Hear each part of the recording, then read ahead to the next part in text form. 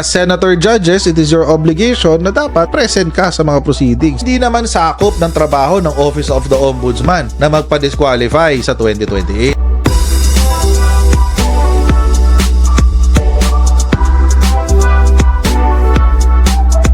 I-identify na natin lahat ng Manchurian candidates. Tigil-tigilan na natin yung kalokohan natin.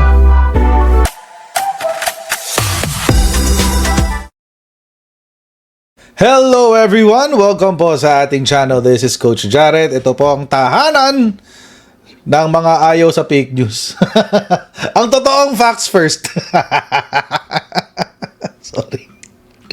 Kailangan ko lang talaga ipasok yun, guys. Pasensya na. Anyway, welcome po dito sa Coach Jared Live. Ang tahanan po natin, mga babayan. At maraming pong salamat sa inyong patuloy na pagsuporta sa ating channel. Don't forget to subscribe sa ating pong channel. At meron din po tayong Facebook page, Pinasabat Newsroom, at ang Facebook group natin, Tambayan ng mga Kotseros. So, okay. Tara na. Mag-shoutout na nga tayo. Baka ako sa pamadaan itong introduction ko eh. May magalit na naman sa atin. May magalit na naman sa atin, guys. As usual. Okay. Papakilala ko muna yung ating mga moderators, mga kababayan, ng mga taga-saway ng mga makukulit dito sa ating chatroom. Kay Ate Elisa C, Ate Susan, Ate Trexie, James, Manat May, Arnel, Jack, 15 Billion Movement, BJ Cans, Pinoy, Sunday Legion, Navigator 1, Kina, PS Moderator, Ate Mishi, Ate Nilda Galvez, Ate Nilda Arceo, Kuya Nelson Guntan, Sir Pascachi, Shiro Kansaki, Seji, at kay Burger Boy. Yan ang mga ating moderators, mga babayan. And of course, huwag natin kakalimutan yung mga sinasaway. Shoutout din syempre mga sinasaway, mga babayan. Hindi pwede kalimutan. Wait, asan na ba yung ano ko? Yan. Siyempre, di pwedeng kalimutan si Rainier, Eleanor Gamayon, Bitina, Glenn Bueno, Cesar Cabrera, Blocks Adventure, Rowena, Rosana, Ragudo, Marites Samonte, PW Discarte TV, Derek Perido, Veronica Medina, Takahiro, Marlene Soriano, Joseph Varquez, Maribeth Quino,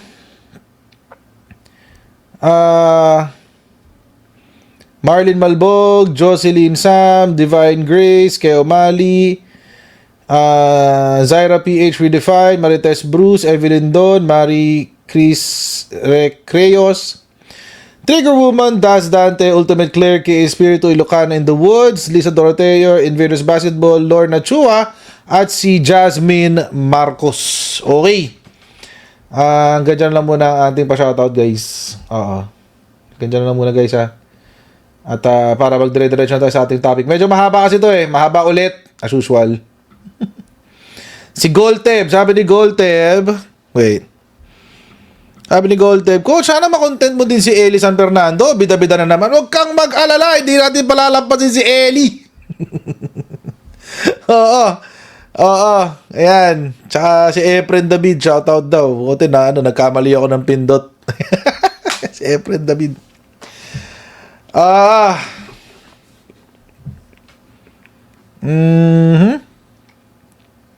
Okay. Wait lang, inom lang ang tubig.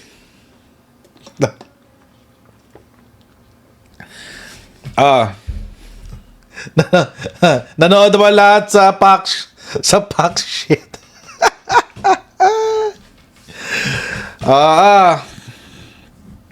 Anyway, huwag na natin pag-usapan si Esguera. Baka umiyak na naman yun. Baka umiyak na ngayon yun. Baka umiyak na ngayon yun. Anyway, balik tayo sa mas magandang balita, mga kababayan. Habang tumatagal, lalong lumalala. Habang tumatagal, lalong lumalala. Pero mamaya natin pag-usapan yung kay Orly Gutesa. Unahin muna natin tong sinabi ng punta muna tayo sa impeachment, mga kababayan. Kasi mga babayan, kung nakakalimutan nyo na, wait, ihanapin ko ulit. Nawala yung ano eh. Nawala yung... Naitopic kasi natin ito. Nung nakaraan. Wait lang, hanapin ko lang ulit. Ito. Naitopic ko kasi ito nung nakaraan, mga babayan. Etong si Robin Padilla, di ba? Lagi naman natin siya nako-content recently. Mga babayan. At kasi nga, ang dami kasi niya kabubuhang pinaggagawa recently.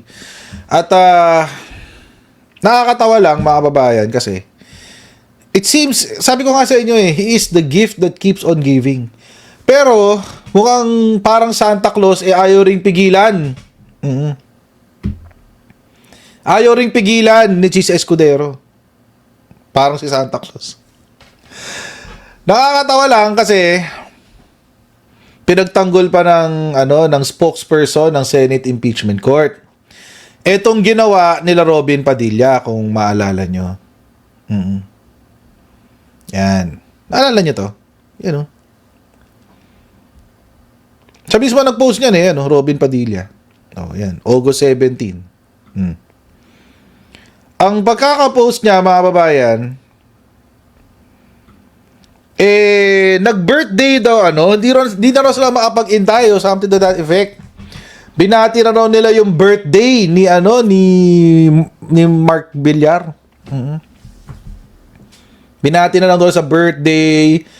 Tapos dito na mukhang Mask Rider Black nagmukhang Mask Rider Black ito si Mark Villar Kilala niyo ba si Mask Rider Black? Kung hindi, Google niyo na lang para di ko nahanapin. Oo, nagkaroon siya ng sungay.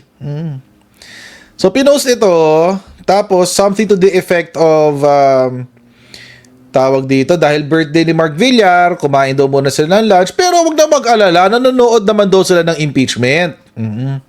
Nag-o-observe naman daw sila ng impeachment. Yun ang sabi ng ni Robin Padilla. Pero ngayon, mga babayan, mukhang imbes na makarinig tayo ng pagdidisiplina sa Senate Impeachment Court, mukhang pinagtanggol pa. Mukhang pinagtanggol pa ng Senate Impeachment Court etong kalokohan na pinaggagawa ni Robin Padilla, ni Mark Villar, at ni Bongo. Galing, di ba? Ikaw na yung nagkamali, tapos ikaw pa yung pinagtanggol. Sana all, di ba? Sana all ganun. Sana lahat ng nagkakamali pinagtatanggol din. Kasi parang exclusive. Para kasi exclusive lang 'yon sa mga mga DDS . Yung kahit palyado ka na, kahit mali ka na, pero pinagtatanggol, ang lupit talaga, guys. Hindi ako makapaniwala ganun kalupit. No joke. Sobrang lupit talaga. Galing . Ito sinabi ng Senate Impeachment Court spokesperson, si Atty. Tongol. Nagulat ako nung nabanggit ito . Ito sabi, panoorin natin, guys. Wala namang nakikitang mali ang Senate Impeachment Court sa kumalat na larawan ni Senator Judge Bongo, Robin Padilla at Mark Villar na nanonood ng impeachment trial habang nasa Senate Lounge. Balita mula sa Senado, hatid ni Radio Patrol Robert Mano. Ako yung Robert. Tony, paliwanag ni Impeachment Court spokesperson Atty. Reginald Tongkol, umiiral sa Impeachment Court ang continuing quorum principle. Ibig sabihin, kahit nasa ang bahagi sila ng Senado at kontrolado sila ng Senate President at maaari silang pabalikin sa session hall anumang oras, ay kinukonsidera pa rin present. Lalo anya sa larawan, nakita sila Senator Judge Go na naka-robe at kahit na break ay patuloy na nakamonitor sa hearing. Didn't really take a break from their duty as a senator judge. In fact, suot pa nga nila yung mga robes nila. So that only means that while still on a short break, they are still performing as a senator judge at nakanood naman sila, nakita naman, may TV doon, nandoon pa yung photo ni Attorney Ligutan. So they are still monitoring it, and that is allowed in parliamentary practice, customs, and rules. Tinagtanggol pa, di ba? Nakarobe naman daw eh. Nakarobe naman daw. Nasa loob naman daw ng building. At meron naman daw kasing continuing quorum. So, ibig sabihin, kahit nasaan sila sa building, basta nakakapanood sila, okay lang. Nai-gets nyo yung logic nung sinasabi niya? Oo. Nai-gets nyo ho ba, mga babayan? Sorry Pasensya na po sa Senate Impeachment Court. With all due respect dito kay Attorney Tongol, it's not his fault, guys. Gusto kong pigilan yung o gusto kong arrestuhin yung lagi natin sinisisi yung abogado sa pagkakasala ng kliyente. Oo. For example, yung kay Attorney Ferrer, hindi niya kasalanan na kliyente niya si Sara Duterte at kailangan niya ipagtanggol, mga kababayan. So, wag natin i-bash si Attorney Ferrer. I-bash natin si Sara. And in this case, huwag natin masyadong i-bash si Attorney Tongol. I-bash natin yung kliyente niya. Sino bang kliyente niya? Yung impeachment court.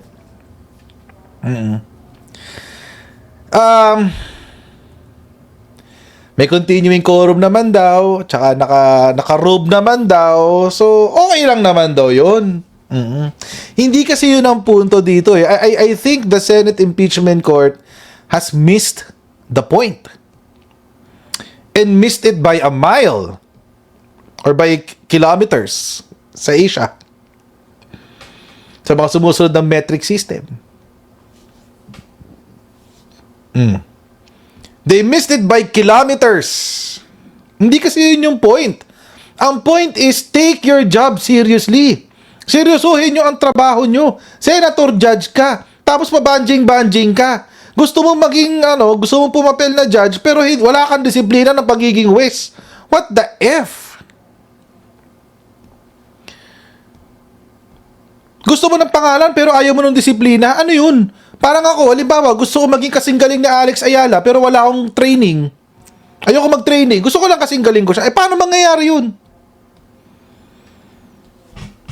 Kung gusto ko maging mahusay na abogado, kailangan mag-train ako as a good lawyer, di ba? Gagamitin ko lahat ng alam ko, magdidisiplinahin ko yung sarili ko, magbabasa ako na magbabasa, kahit bored na ako sa binabasa ko. Magbabasa ako nagbabasa, kahit kulta na yung utak ko sa kasalanan ng ganito pa, nangyari pa nung 1975, 18 something.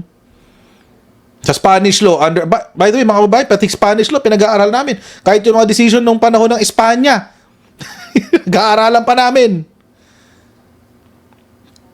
Kahit yung mga decision na wala naman, mga taong wala akong pakialam, kailangan kong aralin. Bakit? Kasi kasama yan sa disiplina ng pagiging mahusay na abogado. Kung gusto ko kang maging mahusay na abogado, kailangan kong gawin yun. Ngayon, etong mga senator judges, gusto nilang magpakahuwes, pero ayaw nila ng disiplina. Uupo ka na nga lang eh. Yun na nga lang gagawin mo. Uupo ka na lang. At maikinig. Yun na lang ang gagawin mo. Uupo ka na lang at makikinig. Wala nang iba. Hindi mo pa rin magawa?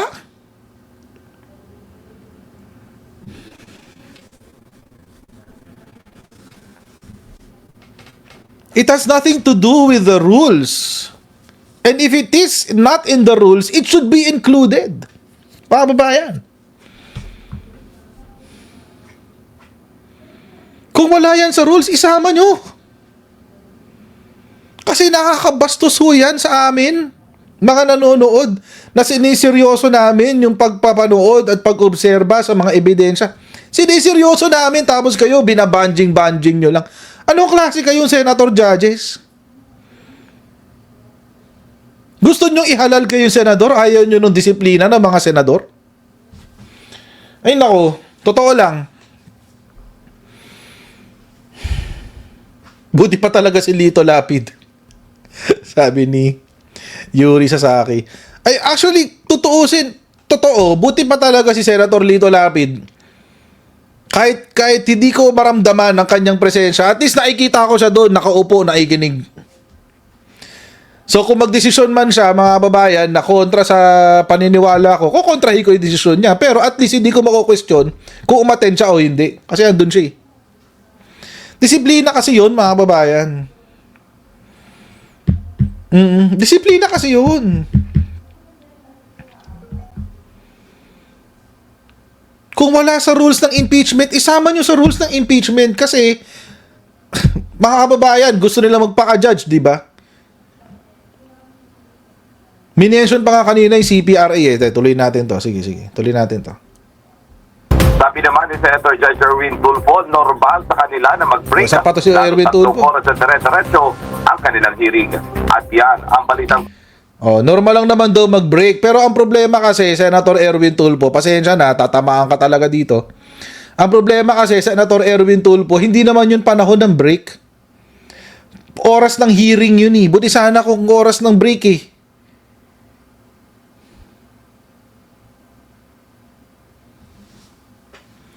Disiplina lang. Ano ba naman? My goodness, mga senador kayo, hinalal kayo ng taong bayan para dyan. Ay, nako. Kaya minsan alam nyo, mga kababayan, kaya minsan kumbinsido talaga ako na dapat tanggalin ang Senado eh. No joke. No joke. Pabigat lang sila sa proseso talaga. Wala naman silang constituents. Tapos pabigat pa kayo. Ano bang silbi nyo?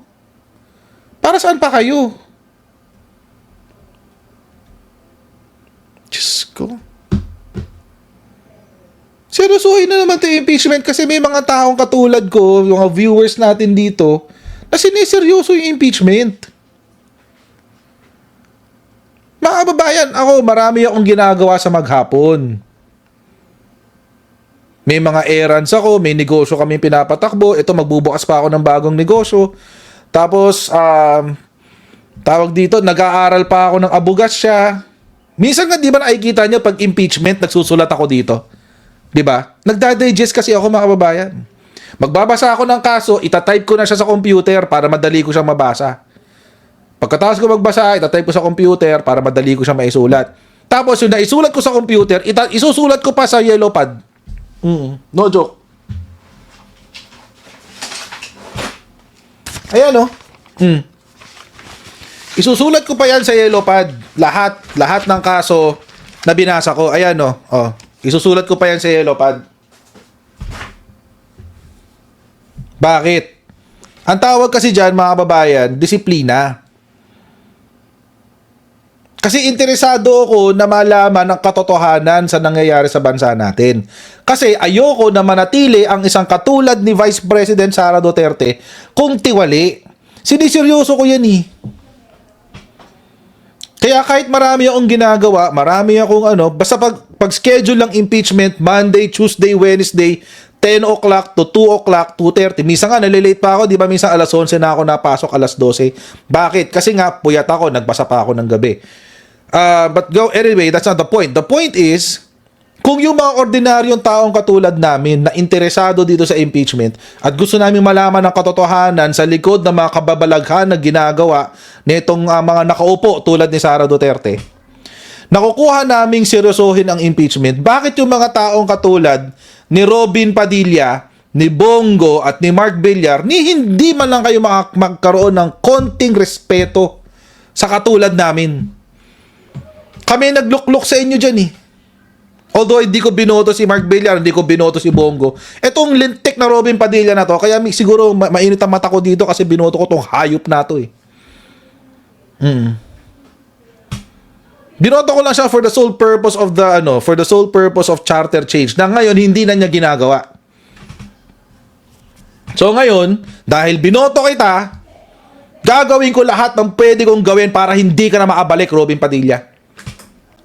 Lintik ka. Sana matalo talaga sa 2028 tong hayop na to. No joke. Kahit man lang sa munting channel ko, mga kababayan, sana magkaroon ng impluwensya ng kahit konti man lang itong munting channel ko na hindi na maiboto yung hayop na Robin Padilla na yan.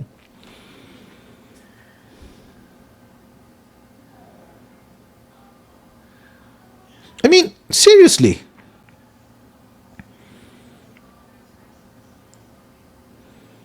Hindi nyo man lang ma-respeto yung oras na mga botante nyo. Mga hayop kayo. Ito si Robin. Ilan po? 26 million ang boto. Si Bongo, 20 million ang boto. Si Mark Villar, di ko alam kung ilan ang boto niyan. Hindi nyo man lang ma-respeto ang oras ng mga taong bumoto sa inyo.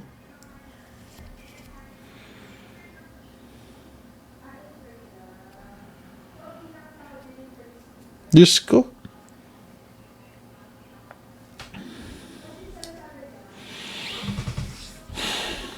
Kaya siguro visit ako ngayon dito kay Robin eh. Siguro kasama dyan yung gigil ko dahil isa ako sa mga bumoto sa kanya noong 2022.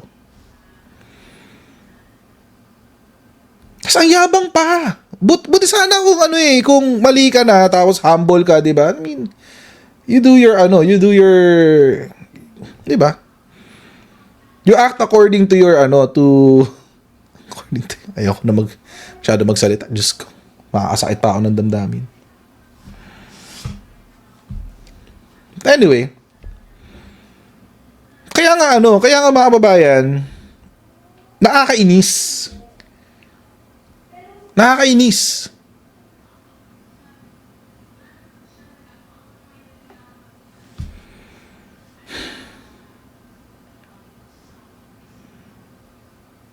And ito rin yung sinabi ng prosecution, mga kababayan. Sinabi nila kanina sa isang interview, sa press con nila kanina. Na wag ganun. Respeto lang. Di ba? Diyos ko, my goodness. Pinuna ng prosekusyon ang pananatili ng ilang senator judges sa Senator's Lounge habang gumugulong ang impeachment trial ni VP Sara. Ang banat ng prosekusyon, aaksyonan daw ng presiding officer sa Lunes. Yan ang agenda report ni Dexter Ganibe. Ito ang naging kontrobersyal na dito lang kami post ni Senator Robin Padilla noong Lunes sa kasagsagan ng Day 16 ng impeachment trial.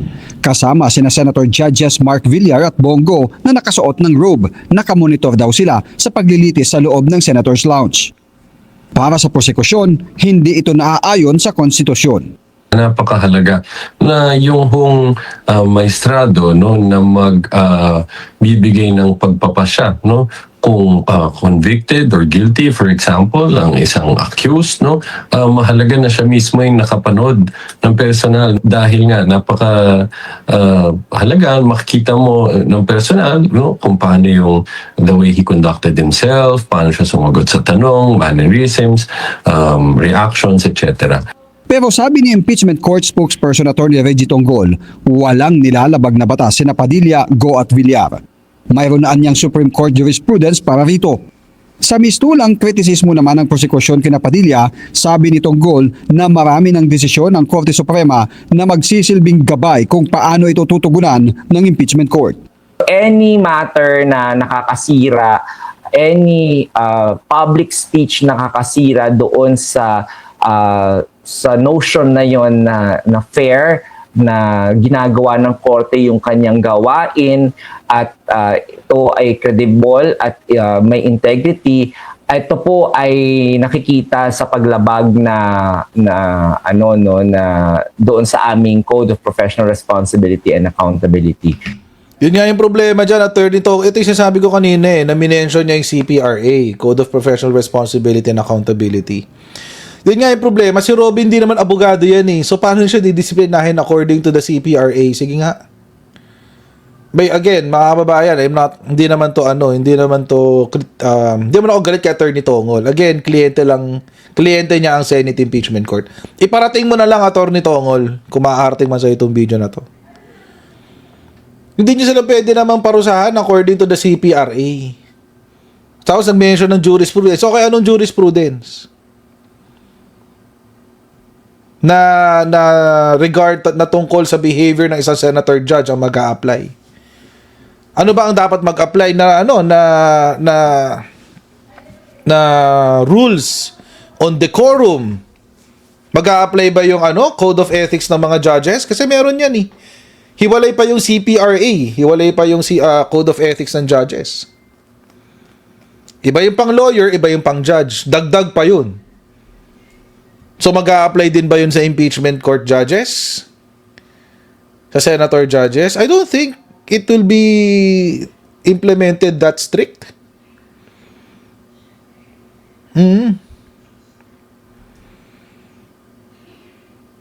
Di ba, Atty. Tongol? Parating mo na lang. Na-disappointed ang sambayan ng Pilipino sa kung paano hinahandle ni Senator Chis Escudero ang pagdisiplina sa mga senator judges. Siya yung presiding officer eh. So kung siya yung presiding officer, siya yung may control sa impeachment court. Kasama dyan yung behavior ng mga senator judges. Ba't naman pinapayagan ng ganito ni presiding officer Chis Escudero? Pinapayagan na magwalang hiya sa loob ng impeachment court. Kapag nagtatanong, hindi naman nagtatanong eh. Nag-aabogado eh.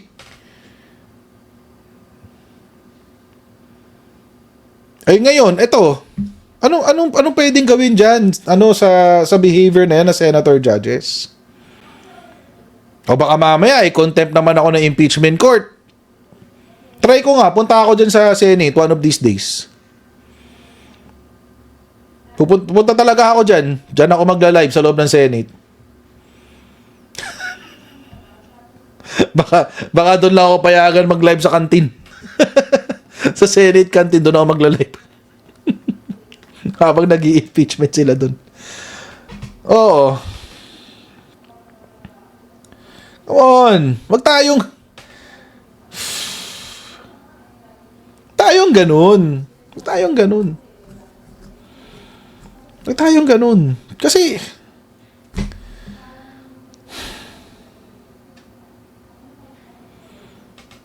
hindi rin naman ako makakapag-live, Empress, sa loob. Sa loob mismo ng plenary hall. Hindi ako makakapag-live diyan, for sure. Kaya nga sa sa kantin ako magla-live. Sa kantin ako magla-live. Ay, dito ako sa Senado, sa kantin nga lang. Anyway, going back. Diyos ko. Di ba? Di ba weird no? Halimbawa, pa nag-live ako sa loob ng Senate, binabatikos ko yung katangahan ni Robin Padilla, tapos bigla makakasalubong ko siya sa corridor.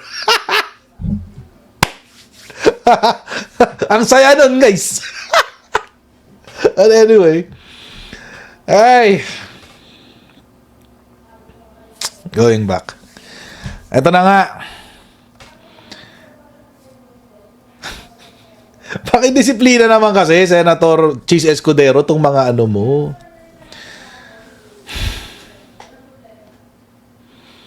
Pakidisiplina naman tong... Diyos ko.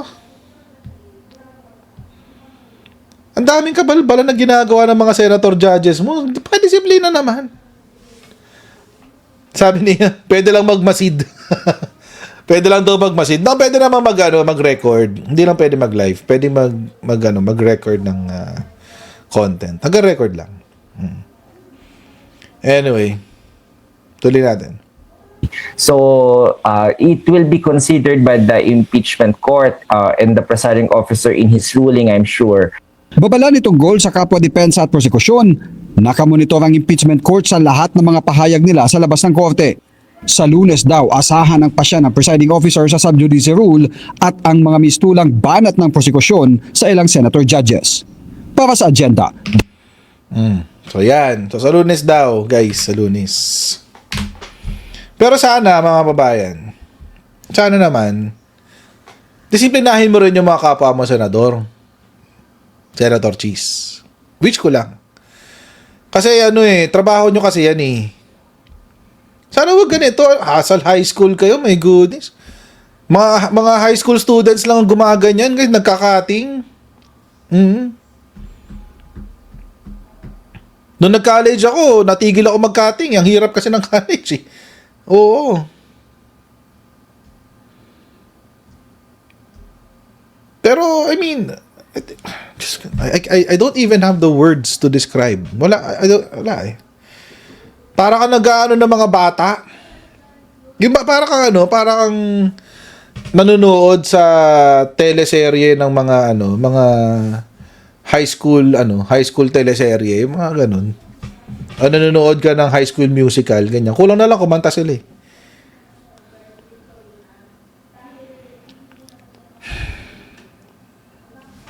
Disiplinahin mo yung senator judges mo, sir. Senator Cheese. Kasi walang kwenta talaga, as in. Nasisira ang impeachment court dahil sa mga pinagagagawa ng senator judges mo.